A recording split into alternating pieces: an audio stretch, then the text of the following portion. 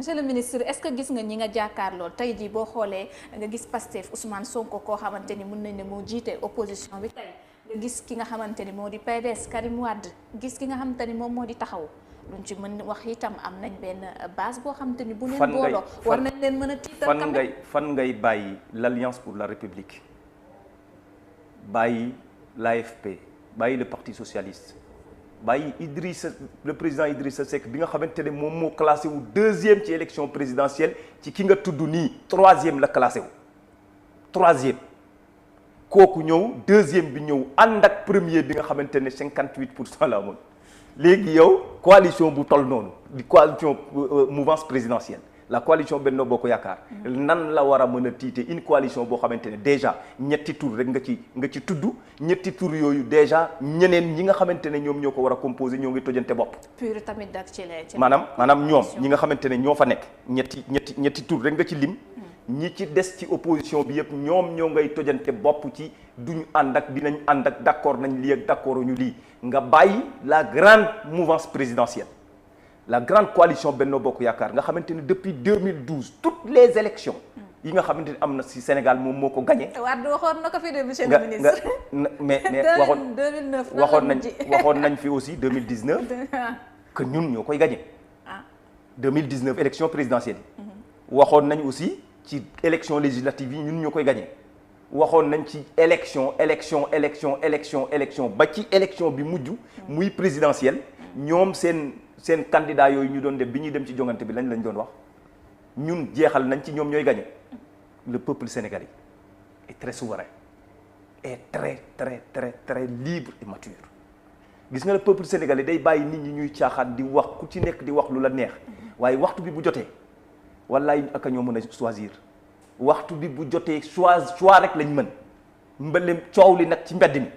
ku ci nekk bu la neexee nga nekk di coow mais li ma la bëggoon a démontrer foofu rek mooy nit mënta bàyyi la grande coalition Benno Bokk Yaakaar ak ni mu toll nga koy tiitloo ci coalition boo xamante ne formeegul sax moom jur coow ñun ñu nekk une coalition boo xamante ne depuis 2012 on est ensemble benn coow amu ci. bul fàtte ni déggoo mun na am à tout moment parce que tey jii boo xoolee ki nga xamante ni moom moo di njiital Agir di kii di Thierno Bocoum bokk na ci ñi gën a génn moom moo nekk di wax ak di ŋàññe tey jii waxtaan am ñëpp booloo tey jii yéen tiitu leen ci lool nekku leen di nax seen bopp. ñun nekkatuñu ci ñun coalition mouvance présidentielle Benno Bokk Yaakaar. nekkatuñu ci phase yi ndax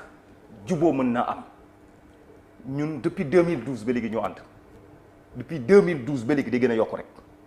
day ñëw di gën a yokk rek day ñëw di gën a yokk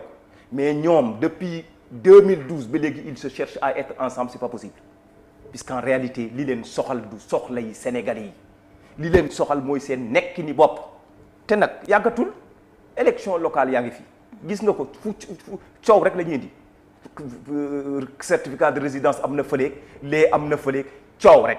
dëgg la ñoom ci coow man commune ba ma nekk benn coow yi certificat de résidence acte administratif la. seen dëkkandoo yi Pikine Nord rek. waaw non c'est-à-dire que certificat de résidence acte administratif la boo xamante ne mais depuis quand la war a mën a nekk problème amul coow c'est-à-dire que c'est l'opposition qui cherche des sujets à débattre yoo xamante ne dinañ ci mën a nekk pour di ŋaññi puisque c'est leur jeu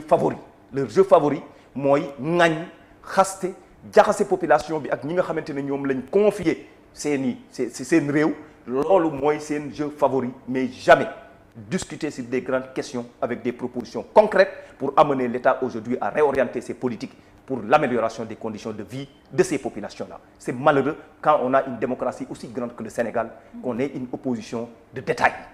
Une opposition. Da nga minimiser opposition. Non, c'est une opposition de détail. Je ne minimise pas les opposants. Madame, leurs opposants, comment respecter là. Mais quand même, c'est malheureux de voir au Sénégal, ñi koy incarner, toujours ils sont dans les détails. Moi, je suis un grand compétiteur qui respecte très bien ses adversaires et qui ne croit qu'à la victoire qu'au soir des élections. Optimiste. Donc, j'y travaille. Optimiste dans la face. Waaw, j'y travaille nuit et jour et nuit. mais dama gëm ne ku ma jàkkaarlool ci wàllum élection ci taxawaay bi nga xamante ne yow am nga ko ci population bi man ma am ko ci population bi gëm naa ni uppoo ma taxawaay ci biir population bi puisque nag opposition bi ñuy wax yëpp ñii nga lim nii. c'est des leaders au niveau national.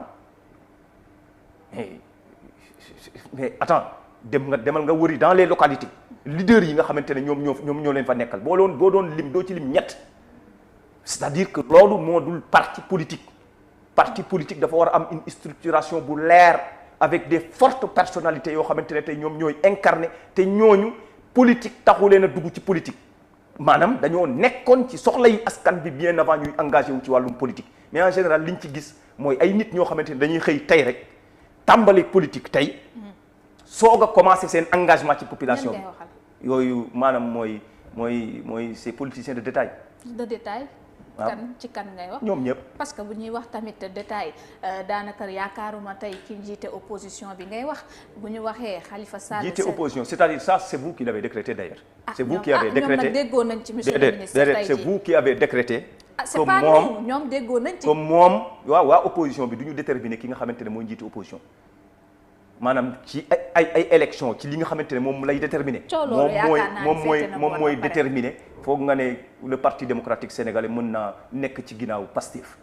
ça quand même l'entendement humain maanaam ci Sénégal histoire politique yi Sénégal le parti démocratique sénégalais ne s'alignera jamais derrière le parti Pastef puisqu'en réalité ils n'ont pas le même vécu ils n'ont pas la même organisation ils n'ont pas la même architecture ils n'ont pas la même représentativité au niveau de tout le territoire national donc ça loolu bu ñu koy wax it seen bopp la ñuy nax mais nekkuñu di nax sénégalais yi puisque sénégalais yi xam nañ leen bu baax a baax boo demee ci localité yi oui le parti démocratique sénégalais est très bien structuré mais quand on parle de certains leaders ils n'existent que dans leur tête maanaam à Dakar ils n'existent qu'à Dakar et il croit que ngay waxal non ak taxawaay bi mu am jamono ji ñoom ñëpp lay wax c'est-à-dire que je parle de tout le monde su ma singularisé wax nangam wala nangam mais xam naa ne localité ba ma nekk man leader yi nga tudd nii yëpp ku ma ci compétir loon foofu man maa koy gagné man. enjeu politique fu mu toll. yaakaaroo ni mën na changer tey jii donte nag bu ñu waxee électorat bi tey Benno Bokk Yaakaar am na fa taxawaay bu dëgër waaye tey jii monsieur le ministre gis nañ ni mois de mars bi ba mu dikkee askan wi dafa dem féete ak opposition ki ci gën a taxaw dama koy tuddaat. tey jii mu di Ousmane Sonko mi nga xamante ni moom moo di njiital Pastef tey jii askanu Sénégal tey jii boo génnee mois de mars bi loolu doo ko mën a tuddee déet doo wax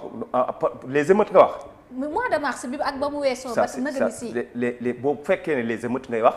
c'est malheureux qu'un leader politique du Sénégal soit visible qu'à travers des émeutes ça c'est vraiment malheureux maanaam des événements malheureux dans notre pays qui définissent nag le caractère maanaam agressif de cette opposition qu'on a koo xamante ne maanaam caractère bi du ñu arrêter di chercher la confrontation alors que nous ne sommes plus nekkatuñu ci boobu stade ci stade bi ñu nekk mooy confrontation d'idées de programme loolu mooy war a nekk débat bi nga xamante ne moo waroon a nekk autour de la table mais warul nekk un débat boo xamante ne yow dem nga defi lu la neex ci mbedd mi ba pare woo sénégalais yi ne kaay leen ngeen xeexle ma ñu wàcc ci mbedd mi yàq Sénégal loolu bu fekkee ne moom la un leader di ko jëlee comme ndam je le regrette mais franchement loolu nekkul luy susciter espoir ci lendemain wu Sénégal mais boo jëlee tey fêter la jeunesse mais en 2019 foofu la ñu woowoon Sénégalais yi pour ñu fête 2019 maanaam tous les citoyens sénégalais ñi nga xamante ne am nañ seen droit ak seen devoir citoyen dem choisir ki ñu war a dénk juróomi at yi di ñëw seen réew 58% des Sénégalais ñoom ñoo wax ne président Macky Sall lañ tànn dénkat ko réew mi 20% yi nga xamante ne dañoo jàppoon ne ñun kat naam sax président Macky Sall am na loo xamante ne neex nañu ci ñun mais ki ñu gënal Idrissa Seck la tudd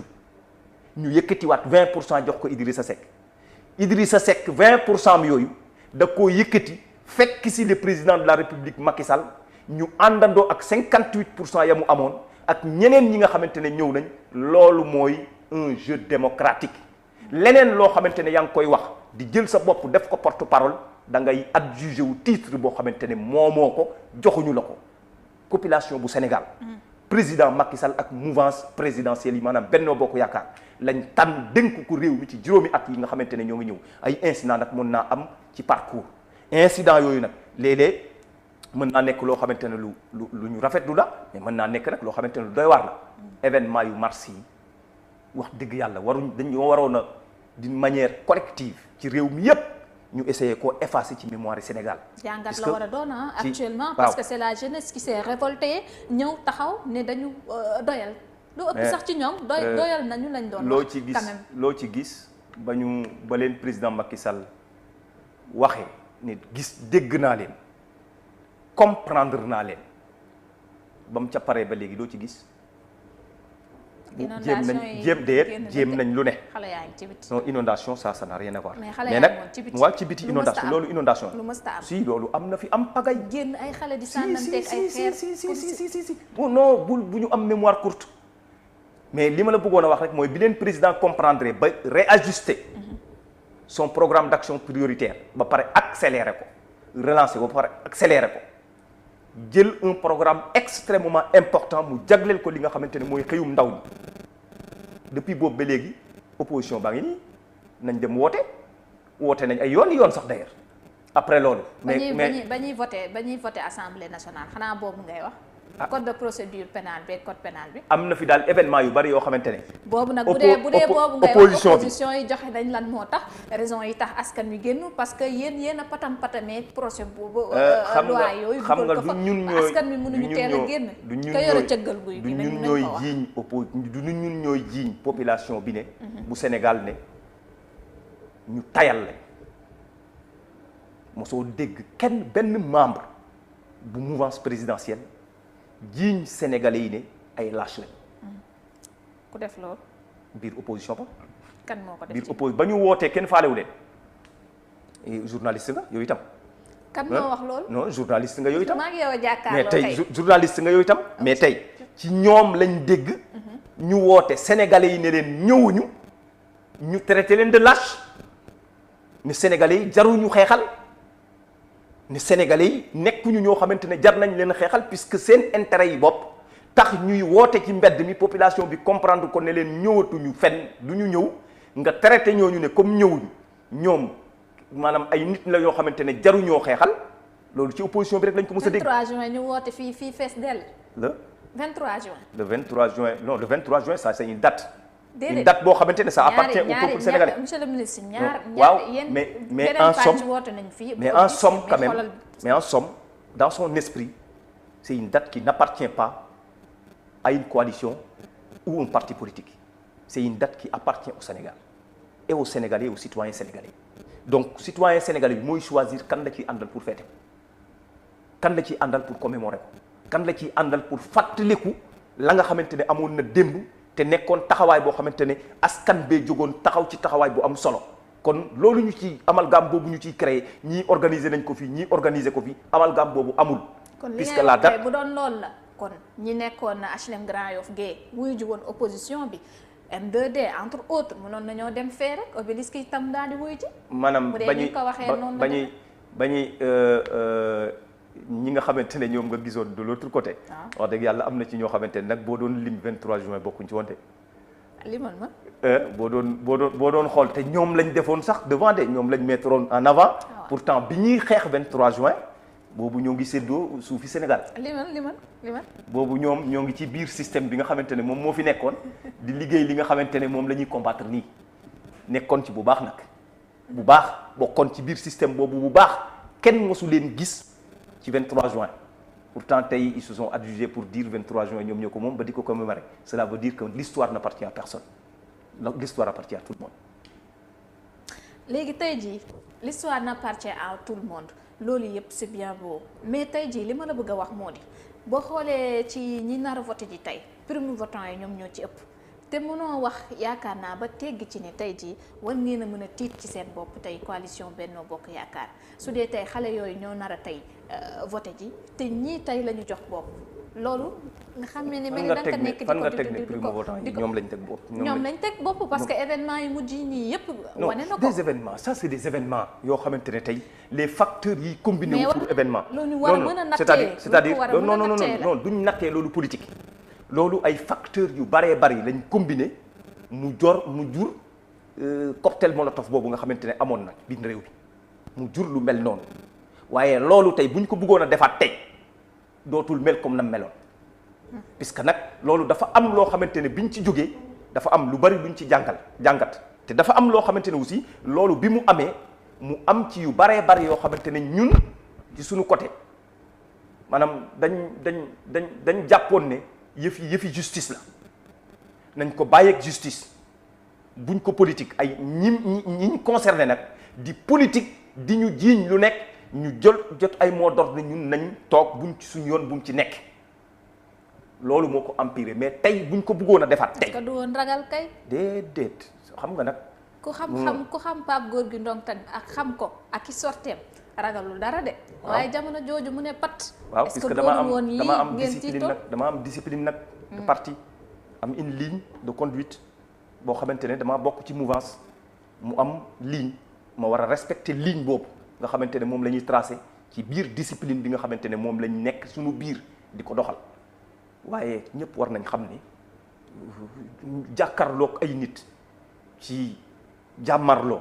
ñaanuñu ko sax mais bés bu amoon it taxawaay bi nga xamante ne ku ci nekk war na ko cee mën a am allah kulli alim dina ko ci am munuñ nekk majoritaire dans ce pays maanaam boo jëlee Sénégalais yi fii ay nit ci opposition bi mën a mobiliser 1000 personnes waaye wax dëgg yàlla Benno Bokk Yaakaar war na faa mën a mobiliser 20 000 personnes. fu ngeen di jaar. fi ñu jaar ba 58% ak 20% voté président de la République mu doon président de la République foofu la ñuy jaar ñoom ban dispositif la ñu am boo xamante ne war nañ ko mën a am boo xamante ne war nañ mën a mobiliser lu ëpp lu ñu mobiliser donc en quelque sorte je veux sincèrement vous dire madame que opposition bii ñu am waxtaan bi lal processus électoral bi yépp ñoom rek ngay gis ne parewuñu ba fii ñu toog nii parewuñu puisque ñoom ñooy waxi coalition parewuñu. est-ce que du loolu nga jàpp. ñun suñu coalition pare na bu yàgg ñoom ñooy waxtaan seen biir pour def une coalition ba pare bu ko tuddee grande comment tu peux être minoritaire dans ce pays ba pare bëgg a wax ne léegi ñun ñooy grande loolu war naa mën a nekk loolu warul mën a nekk dugg ci xeli nit ba pare ñoom ñoo nekk di waxtaan seen biir ñoom ñoo pareegul mais ñun suñu coalition xam nañ ñan ak ñan la depuis 2012 ba léegi suñu coalition mu ngi dox te dara nekku ci kon ñooñu koy ñoo pare bi ñuy waxtaan ci processus bi boo leen gisoon ci seen taxawaay ci biir commission yi dañ la doon woon clairement ba fii ñu nekk nii tey ñoom gëmuñu ne dañuy dem élection puisque parewuñu